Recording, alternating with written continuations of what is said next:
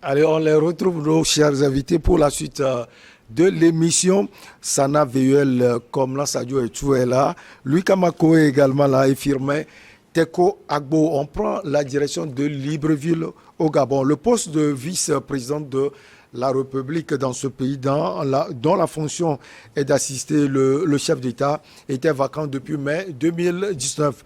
C'est désormais Rose Christiane Oussouka Raponda qui l'occupe. Elle a été nommée ce lundi par le président de la République gabonaise, Ali Bongo Ondimba, âgée de 59 ans, ancienne mairesse de la capitale Libreville et ministre de la Défense. Rose Christiane Oussaka Raponda avait été nommée première ministre. C'était en juillet 2020, devenant alors la première chef d'un gouvernement gabonais. Et ce qu'on peut noter, Louis Kamako, c'est que cette dame va très vite, ministre de la Défense, chef de gouvernement et puis maintenant vice-présidente de la République du Gabon.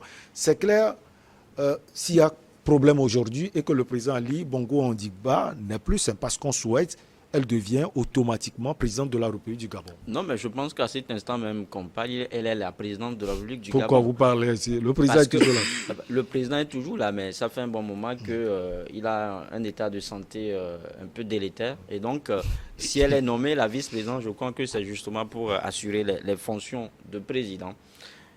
À un moment donné, on a remarqué que Ali Bongo Ondimba n'a plus la même mise sur le pays. On a vu que le pays même est gouverné par autre chose et c'est malheureusement le cas pour beaucoup de pays africains. Les gens sont là, ils dirigent le pays par procuration. C'est-à-dire que vous verrez que quelqu'un est président, mais quand vous voyez, si ce n'est pas son entourage qui gouverne, c'est peut-être une puissance étrangère derrière qui le téléguide. Donc, c'est des réalités malheureusement flagrantes en Afrique. Et aujourd'hui, ça se fait voir clairement au Gabon. Donc, comme je le dis, la dame en question, Christiana Raponda, Rose Christiane je pense Raponda. qu'elle a un pédigré très important. Elle a de la personnalité, elle a de l'aura. Et c'est pour cela que les militants du parti l'ont coopté là. Maintenant, ça veut dire tout simplement qu'aujourd'hui, le Gabon va peut-être rester l'un des pays de la sous-région à avoir une première femme présidente, parce que tu l'as dit, qu'aujourd'hui, si Ali Bongo n'est pas là, c'est elle qui sera la présidente. Et donc, je pense qu'on est en train d'y aller. Et on a vu également que ces derniers temps, les militants du parti ont demandé au président de remplir pour un troisième mandat. Et tout ça, je pense que ça va dans l'avantage de la vice-présidente. Oui, peut-être, Firmin, on va voir le profil de la dame, mais politiquement, comment vous analysez la désignation de cette dame au poste de vice-président de la République du Gabon? Non, deux choses à relever. La première chose, il faut faire observer que le Gabon a un problème d'organisation institutionnelle de sa société. Parce que vous imaginez, dans un pays où on a un Premier ministre et on a un vice-président, ça veut dire on se demande dans quel type de régime on est. C'est-à-dire il y a un régime. Il y a ça en Côte d'Ivoire également. Oui, c'est ça. C'est pour ça que j'ai dit que les Ivoiriens ne sont toujours pas loin les Ivoiriens ne sont pas loin de leur crise. Ne sont pas loin d'une nouvelle éventuelle crise. Parce que quand il y a une crise institutionnelle que vous cherchez à cacher, à l'avenir, les vrais problèmes ressortent. C'est ce qui se passe au Gabon, parce que dans un pays où on a un vice-président, on parle de régime présidentiel. Mais dans un pays où soit on n'a pas de vice-président, soit on a juste un premier ministre, soit il y a un régime parlementaire. Et à ce niveau, le président n'a que des rôles beaucoup plus symboliques. Et où, dans ce pays où on a un régime, où on a un premier ministre et on a un président un peu fort, comme en France, comme au Togo, on parle de régime présidentiel. Donc vous imaginez, ici, dans ce cas gabonais, il y a toute une confusion. On ne sait pas si on est dans un régime présidentiel ou on ne sait pas si on est dans un régime semi-présidentiel non plus. Donc il y a toute une confusion. Mais la dame, elle a quand même du pédigré, comme le jeune Louis Kamako le disait tout à l'heure. Oui, non, moi je ne voudrais pas trop rentrer dans cette observation, mais je me suis dit, Ali Bongo, il s'était déplacé entre-temps, il était venu au Togo. Donc il s'est inspiré un peu du de la politique de leadership féminin que le président de la République togolaise est en train de mettre en œuvre. Donc, mais la dame est déjà dans les rouages de la politique. Oui, bien sûr, bien sûr. Ministre de la Défense. Oui, mais au Togo, ministre de la Défense, au Togo... on a eu une ministre de la Défense aujourd'hui au Togo, mais ça n'existe plus. Vous imaginez, une ministre de la Défense aujourd'hui, ça n'existe plus au Togo. Mais je vois en Ali Bongo une certaine politique de Fonia Singbe. Moi, je me dis que Fonia Singbe, quand vous suivez un peu, ou vous l'analysez un peu avec toutes ces nominations, femmes, Assemblée nationale, Premier ministre, femme, secrétaire général, présidence femme, je me dis que Fonia Singbe a un problème de confiance avec ses collaborateurs. Il n'a plus trop confiance aux hommes, donc il fait beaucoup plus confiance aux femmes. J'ai l'impression que c'est la même chose qui est en train de commencer au Gabon. Maintenant, l'autre chose, est-ce à dire qu'Ali Bongo est en train de préparer sa succession? Ouais, c'est possible aussi. C'est possible, c'est possible. C'est comme il voit un peu un horizon un peu difficile. Il se dit où les membres de son parti lui ont dit: monsieur, vous n'êtes plus apte à gouverner, donc préparez l'avenir pour que le jour où vous ne serez plus véritablement apte, que cette femme-là puisse conduire la transition. Je pense que c'est ce qui est en train de se passer. Elle doit être sans doute une fidèle des fidèles du président Ali Bongo. En fait, il faut dire que tout d'abord, sur le plan institutionnel, le Gabon ne souffre pas de problème d'institution. Le poste de vice-président a été vacant depuis 2019 dans le pays. Donc, pour moi, d'abord, il ne faut pas que l'on essaie forcément de vouloir faire correspondre à l'institutionnalisation du pays aux modèles occidentaux. Il ne faut pas forcer les choses, vouloir forcément que les institutions du Gabon soient à l'image d'un régime présidentiel, semi-présidentiel, quoi. Qu'un pays décide, via sa constitution, d'avoir un premier vice-président, un deuxième vice-président, un troisième président, un troisième vice-président, même un dixième. Ça, c'est leur organisation à eux. Ça, c'est ce que leur constitution prévoit. Donc ça, c'est de un d'abord. Il faut qu'on puisse laisser la possibilité, l'aptitude aux pays africains de librement configurer leur institution selon leur réalité sur le terrain. Sur le deuxième aspect, ça, ce serait concernant mon pays, le Togo. Moi, je ne pense pas que le président de la République togolaise ait des problèmes avec le genre masculin et fasse plus de confiance aux femmes. Si des femmes sont aujourd'hui en avant à des postes, c'est parce que d'abord, elles sont compétentes et parce qu'elles ont fait leurs preuves. C'est ça. Donc, moi, on félicite pour cette nomination. Donc, c'est ce que moi j'ai à dire, pas grand-chose. On reste avec vous pour parler de ce meeting à venir, de la dynamique Monseigneur Bodro, meeting prévu le 14 janvier. Alors, Sana VUL, Komla Sadio et tout, avec vous, on va avoir peut-être plus de précisions sur ce meeting qu'on annonce. Et puis, sans doute, une bonne nouvelle pour cette dynamique. Non, en fait, la bonne nouvelle, c'est que je remarque que les gens sont de plus en plus, ont l'esprit de plus en plus républicain au Togo. Parce que si une manifestation préalable avait été interdite, c'est parce qu'ils voulaient encore continuer leur logique de contestation des résultats des élections qui ont été définitivement proclamés par la Cour constitutionnelle. Et depuis là, moi j'ai un problème avec leur approche, c'est que depuis là, on se permet de contester sans jamais apporter l'infinitésimale preuve. Comme quoi ils ont gagné ces élections. Je suis resté toujours sur cette fin.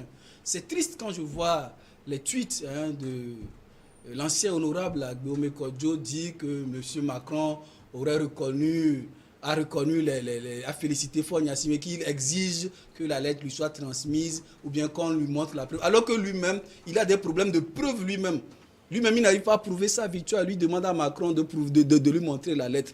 Ils ont un problème à leur niveau. Et même dans les débuts de cette affaire que moi je qualifie de rocambolex, c'est M. Fulbert Atisso, au plus chaud du moment, quand il disait qu'eux, ils ont gagné parce qu'ils sont en avance sur le candidat d'UNI dans le Grand. Mais oui, les résultats définitifs le confirment. Mais à l'échelle nationale, qu'en est-il ?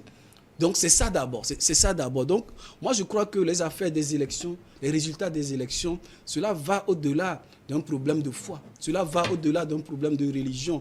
Cela ne suffit pas. Il ne suffit pas d'être prélat, d'être évêque émérite ou bien quoi pour que l'on prenne vos propos comme des vérités absolues ou bien des vérités divines. La politique, les élections, c'est une affaire scientifique. et ceux qui agrègent, qui font le décompte des voix, on compte les voix et ça passe par un processus. Ça part du bureau des votes au CELI pour arriver, à la CENI, qui fait une agrégation au niveau. On transmet ça à la Cour constitutionnelle. La Cour constitutionnelle aussi fait son travail. Donc, quand vous voulez contester ce que la Cour constitutionnelle dit, mais il faut en apporter les éléments matériels parce que la preuve incombe au contradicteur, comme on le dit souvent. Donc moi, personnellement, je me réjouis que l'approche ait changé. On nous parle de parler de la situation sécuritaire dans le pays. Oui, on a un problème sécuritaire au nord, nos soldats se font tuer. Parler de la situation économique. Oui, on est en droit de savoir ce que nous devenons. Nous subissons de plein fouet d'abord les effets post-Covid, la guerre dans certains pays qui ont vu fluctuer les prix, surtout des produits pétroliers qui sont un peu comme une norme. Quand ça évolue, ça fluctue sur les autres pays. Vous avez vu comment les prix en temps ont augmenté dans le pays. Oui, on a ce problème comme ça. Et ensuite, on a bien sûr cette année, comme l'ont annoncé les autorités, des élections régionales. Oui, donc je me trouve qu'ils se trouvent bien dans le programme républicain. Ils sont bien là-dedans. Et donc, on ne peut que les féliciter. Et cela ne m'étonnerait pas que l'autorité accompagne ce meeting-là, le fasse encadrer. Et c'est ce que nous voulons, une situation politique apaisée, poser les vrais sujets qui se posent aux citoyens. C'est ça la politique. Alors, sur les sujets économiques, j'allais dire, d'autres sujets, les sujets des élections à venir, on autorise la DMK à faire ce meeting. Par contre, comme Sana l'a dit tout à l'heure, les élections de 2020 sont derrière nous. Il faut fermer la page là et se tourner vers l'avenir. Oui, mais sauf que jusqu'à preuve du contraire, cette manifestation n'est pas encore autorisée. Nous sommes à 3 jours de cette manifestation. Ça peut venir à la dernière minute. Oui, ça peut venir. L'interdiction ou l'approbation du ministre peut venir à tout moment. C'est vrai, parce que vous avez dit qu'on a approuvé. Moi, avant de venir, j'ai demandé, il n'y a pas de confirmation pour le moment. Pour le moment, voilà. Donc, oui. Ça veut dire que... Mais ce que nous aurons souhaité, c'est que la manifestation soit acceptée. Parce qu'à un moment donné, les gens ont besoin d'exprimer leur frustration, les gens ont besoin de donner libre cours à leurs sentiments, les gens ont besoin de se prononcer sur l'actualité du moment. Et donc, je pense que quelqu'un, Sana l'a reconnu, et là, je pense que la DMK aussi l'a reconnu, parce qu'à un moment donné, il a invité tout le monde à un sursaut patriotique, il a demandé aux politiques, en fait, de tourner certaines pages et de regarder de l'avant. Et donc, je pense notamment la page de 2020. Je crois que oui. C'est vrai qu'ils ne l'ont pas signifié clairement, mais nous sommes en politique. Nous sommes en politique, il faut savoir lire entre les lignes. Et donc là, je pense que c'est un acte salutaire, c'est une sortie salutaire et qu'il faut à un moment donné féliciter et justement essayer d'écouter cette dynamique-là qui aussi ne veut que le bonheur du peuple togolais. Donc aujourd'hui, comme tu l'as dit, au-delà de ce que Sana a dit, ce meeting-là, c'est également éveiller les consciences, comme eux-mêmes ils l'ont dit, comme la DMK l'a dit, c'est éveiller les consciences pour que les Togolais arrivent à choisir les dirigeants qu'il leur faut, des dirigeants qui leur soient attentifs, des dirigeants qui justement les accompagnent en cette période de vie chère. Et justement, parlant de cette période de vie chère, la DMK à un moment donné a fait toute une chapelée de propositions. Elle a demandé en temps qu'il y a eu de la baisse des prix du produit pétrolier à la pompe et que le train de vie de l'État soit limité. La DNK a demandé l'annulation des prix de péage au poste de péage. On remarque on entend de plus en plus la DMK sur des propositions. Oui, sur certaines propositions, mais il y a certaines recommandations qui ne sont pas encore prises en plan, notamment les prix des postes de péage. Je te signale que ça fait déjà 2 ans que même les motocyclistes sont obligés de payer au poste de péage, ce qui constitue une curiosité dans la sous-région parce que c'est prouvé que même dans les pays où le paiement au poste de péage a été expérimenté la première fois, les motocyclistes ne payent pas au poste de péage. Donc je pense qu'aujourd'hui, c'est tout cela que demande la DMK. La DMK demande également... La DMK dénonce cela. Dénonce cela. Et en outre, sur les élections, la dynamique a demandé que ces élections-là soient suspendues et que les fonds destinés ou bien les fonds qui seront alloués à l'organisation de cette structure-là soient versés ou bien... Les élections législatives et régionales. La DMK, à un moment donné, a demandé que ces élections-là soient également suspendues et que le projet d'institutionnalisation ou bien d'instauration du Sénat soit suspendu pour que tous ces fonds-là soient alloués aux choses sérieuses. Et donc, pour la DMK, la corruption aussi, du domicile au Togo, il va falloir à un moment donné voir tout cela. Je pense que c'est des choses qui, en réalité, qu'on doit voir. C'est des choses qu'on doit voir, c'est des problèmes auxquels nous sommes confrontés aujourd'hui et qu'à un moment donné, si cette dynamique-là veut informer les gens, peut-être que ça va faire bouger les lignes. Et en tant que Togolais, en tant que Républicains, on ne peut que demander aux autorités en charge de les laisser manifester. Parce que je l'ai toujours dit, nous sommes dans une situation sensible.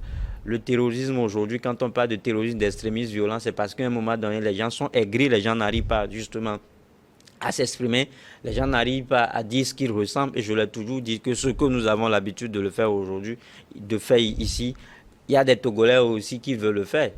Ils veulent qu'on les invite, qu'ils veulent qu'ils soient invités sur un plateau de télévision ou bien sur une radio pour se prononcer sur l'actualité. Mais malheureusement, tout le monde n'a pas cet acabit-là. Vous ne pouvez pas éviter les 7 millions de Togolais. Et donc, si des gens trouvent que c'est pas ce canal-là, c'est dans la rue qu'ils veulent s'exprimer, il va falloir qu'on les laisse faire. Et ce n'est qu'à ce prix-là que nous allons justement combattre le terrorisme. Ce n'est qu'à ce prix-là que nous allons vaincre le combat contre le terrorisme. À entendre Louis Kamako, à un moment donné, j'ai l'impression qu'il est le chargé de com de la DMK. C'est ce que je voulais dire.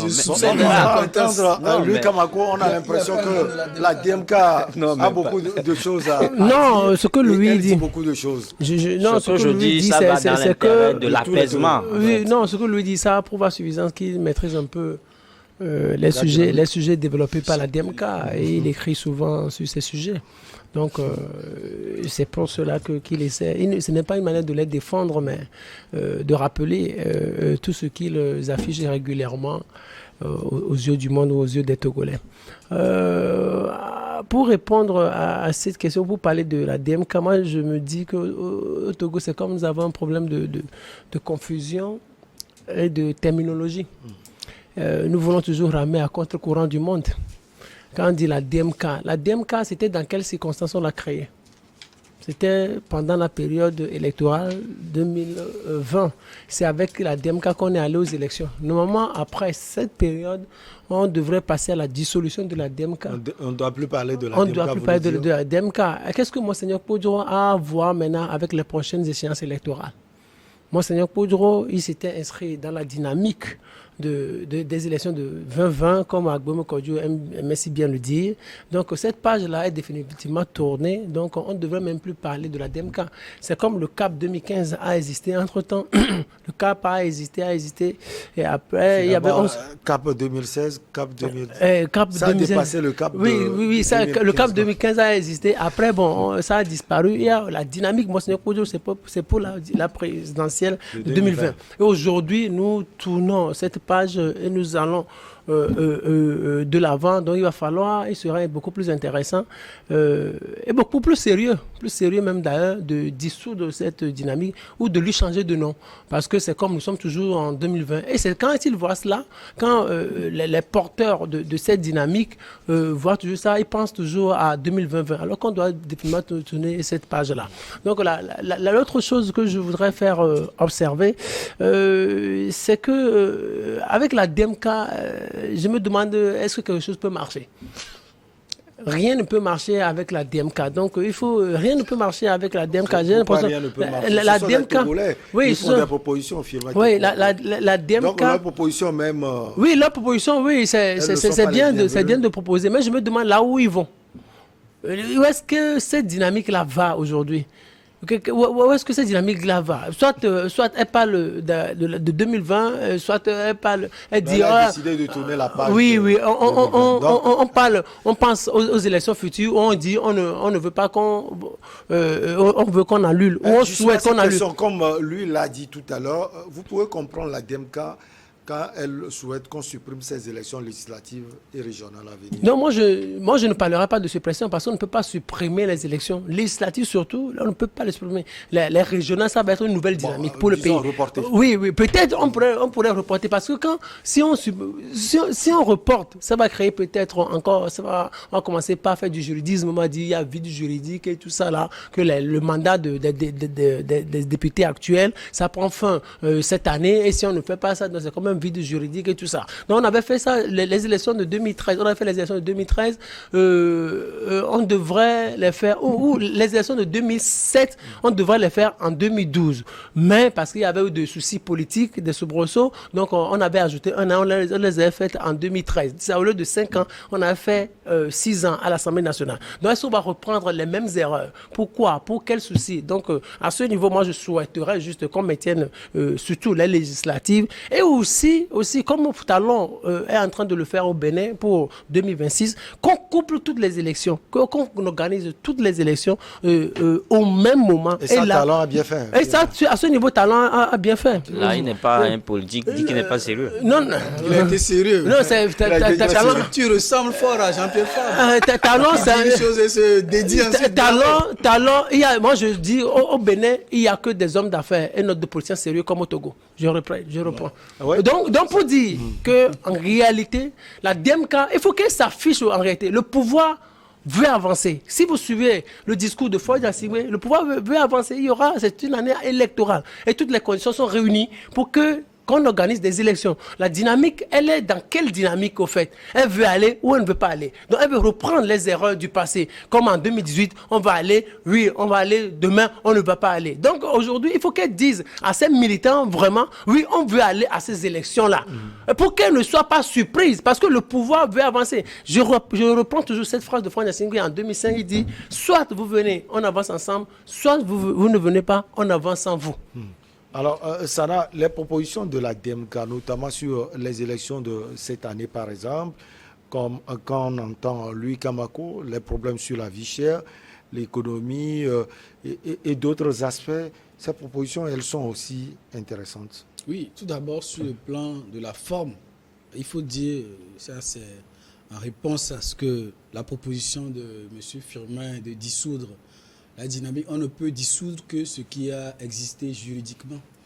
Il n'y a pas de récépissé de reconnaissance de la DMK, ni comme association, ni comme parti politique.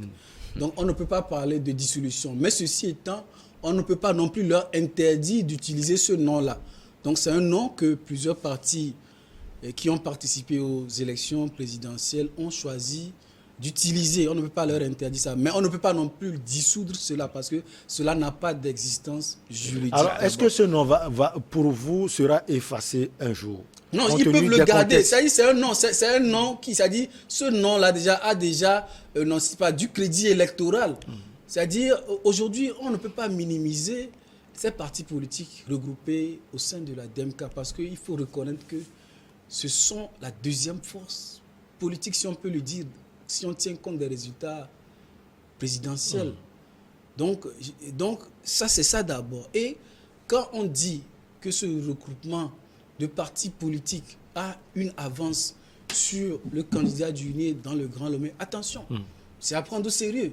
Donc ça veut dire que cette formation politique, si elle avait su, ou bien si elle peut capitaliser sur ce qu'ils ont réalisé en 2020, et travaille durement sur le terrain et un peu laisser de côté les questions d'ordre religieux et prophétique. Sauf que depuis 2020, beaucoup de choses. Rien n'est tard. Rien n'est tard. Vous avez vu comment, je dis du monsieur Yahi Boni est parti de rien. Il est parti de président de la BEAD, il est allé aux élections. Il a gagné. Donc, en matière politique, c'est vrai que parfois, il faut capitaliser sur le terrain, mais ce n'est pas forcément par A plus B. Et de par plusieurs pays, des gens ont surpris par le passé. Mais ce que moi, je voudrais dire, c'est que ce parti-là, pour voir le passé, la manière dont ils ont réalisé, ils sont venus en deuxième partie aux élections présidentielles de 2020. Il fallait juste un peu encore pour se projeter vers l'avenir. Et j'espère que cette page est vraiment tournée et qu'ils vont plutôt travailler pour les prochaines échéances électorales, pour ce qui en est de leurs propositions. Moi, souvent, je dis quelque chose. C'est trop facile. C'est facile de dire oui, il faut supprimer ça. Il faut supprimer ça, oui, mais quand on supprime ça, les ressources servaient à quelque chose. Où on les trouve?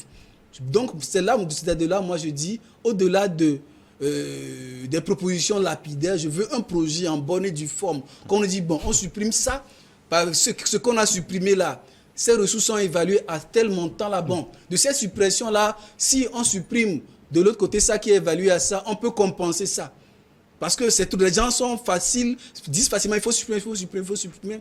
Mais non, quand le budget de l'État est déjà vissé, a déjà prévu ces ressources-là, quand on supprime, il faut nous dire là où il faut chercher. C'est cela qu'on appelle des propositions constructives pour construire le pays. Alors, Louis Kamako, sur certaines propositions, est-ce qu'on peut écouter la DMK? Oui, je crois qu'on doit l'écouter parce que la vie chère aujourd'hui, ça devient un problème sérieux pour tous les Togolais.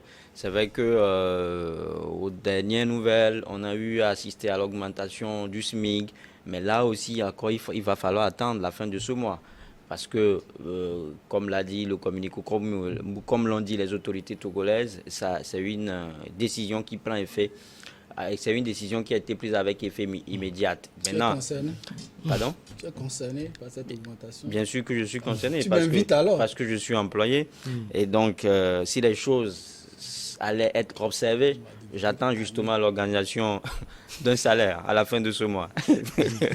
Et donc, ça, c'est la petite blague. Mais c'est pour dire que déjà que le SMIC était à 35 000 et peu d'entreprises, justement, avaient la facilité de le respecter ou bien de payer ce SMIC-là. Aujourd'hui, on l'a presque doublé, si je ne veux pas exagérer, parce que nous sommes assez...